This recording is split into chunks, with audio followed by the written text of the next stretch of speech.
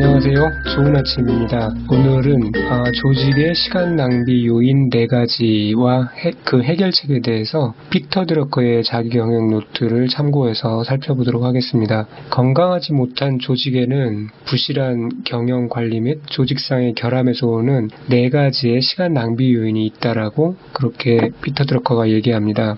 첫 번째는 시스템의 결함 또는 앞을 내다보는 안목의 결여. 두 번째는 인력 과잉, 세 번째는 조직 구조상의 결함, 네 번째는 정보와 관련된 기능 장애가 있다고 얘기를 하는데요. 각 항목을 좀 더 자세히 살펴보도록 하겠습니다.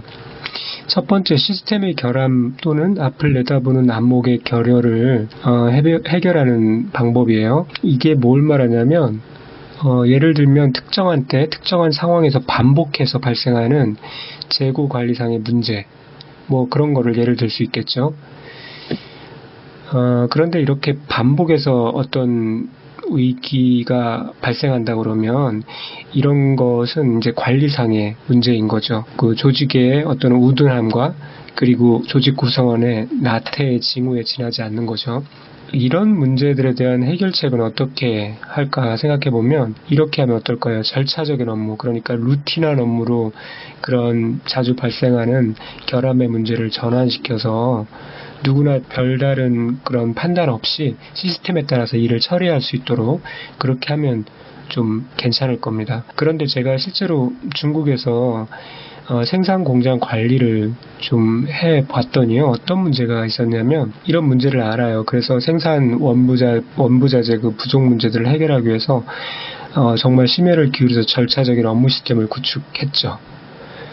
그런데 문제는 뭐냐면 정작 그 필요한 때 자금이 투입돼서 그 원부자재를 좀 구매해서 적절한 재고 상태를 유지를 해야 되는데 자금이 동맥경화가 생겨버리니까 그 모든 게 다 무력화되더라고요.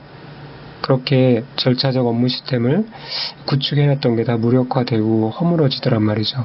그래서 적절한 자금 상황들을 흐름을 잘 동맥경화 걸리지 않도록 구축해 놓는 것이 또한 같이 굉장히 중요하게 필요한 부분이다라고 얘기할 수 있겠죠.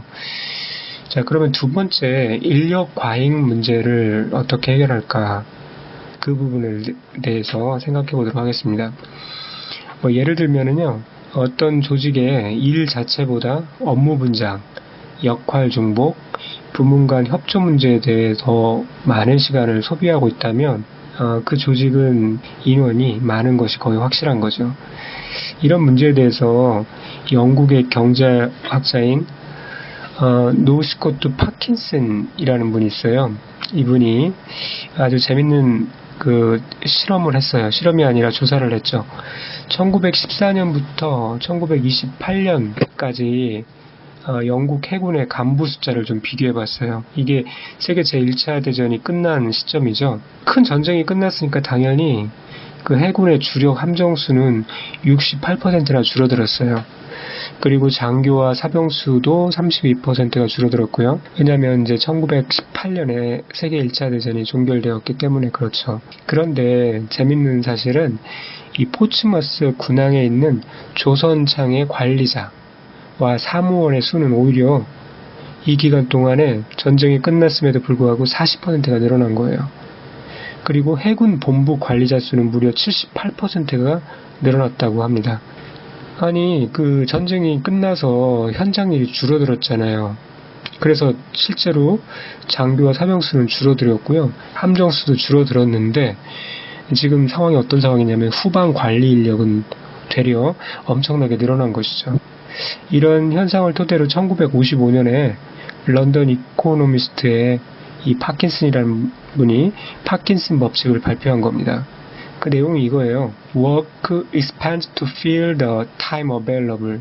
일은 이용할 수 있는 시간을 채우기 위해 확장한다라는 거예요. 즉, 파킨슨이 관찰한 바에 따르면요, 일의 양과 그 일을 하는 사람의 수 사이에는 아무런 관련이 없다는 겁니다. 이거를 요즘에 어떻게 이제 또 다시 대입을 할 수 있냐면, 공무원의 수는 일의 양과 관계없이 늘어난다라고 그렇게 대입을 해볼 수 있는 거죠. 공무원의 수가 많다고 일을 많이 하는 게 아니라요. 그냥 일은 똑같은데 시간이 흐름에 따라 공무원 수가 많아진다라는 거죠. 만약에 적절하게 통제하지 않으면. 자, 이게 이런 상황들이 일반 조직에서도, 기업 조직에서도 만약에 적절한 긴장 상태를 조성하지 않고 또 견제하고 또 조절하지 않으면 공무원 사회에 일어나는 이런 법칙들이 그대로 기업 조직에도 발생할 수 있다는 겁니다. 그래서 팀을 구성할 때는 날마다 실제 업무에 필요한 지식과 기술을 지닌 사람들만 그렇게 고용하고 유지를 하려고 노력을 해야 되는 겁니다. 그런 차원에서 보면 특정 전문가는 아웃소싱이 답일 수도 있죠. 예를 들어서 그 전문가가 1년 중에 몇 번만 필요하다면, 상시 고용해서 상시로 둘 필요가 없다면 아웃소싱이 적절한 답이겠죠. 그것이 그 전문가를 살려주는 일이기도 하고 제대로 또 적절한 가격에 활용하는 일이기도 합니다. 그래서 할 수 있는 한 아웃소싱을 하는 것이 답일 것입니다. 세 번째, 조직 구조상의 결함을 해결하는 방법에 대해서 생각해보죠. 대표적인 문제라고 할 수 있는 것이 바로 회의를 너무 자주 하는 문제일 건데요. 드러커는 이 회의에 대해서 이렇게 얘기를 했습니다. 구성원들이 자신들 시간에 만약에 4분의 1 또는 그 이상을 회의로 보내는 조직은 시간을 낭비하는 결함이 많은 조직이라고 그렇게 진단을 했어요. 8시간 중에 4분의 1이면은 하루 2시간이죠. 이제 그런 기준에 의하면 우리나라엔 결함 많은 조직이 굉장히 많을 것 같은데요. 네, 만약에 그렇다고 그러면 그 해결책은 무엇일까 생각해 봤으면 좋겠습니다. 회의는 여러 사람들이 특정한 공통 과업을 달성하는데 서로 협력하기 위해서 하는 것이죠. 그러므로 그 목적에 부합한 회의는 2시간이 아니라 3시간이라도 해야 합니다. 꼭 필요한 거죠. 다만 회의를 할 때는 정해진 방향대로 의식적으로 타이트하게 주제에 집중해서 그렇게 추진할 필요가 있는 것이죠. 그래서 이제 저도 회의법에 대한 그런 강의들을 하는데요.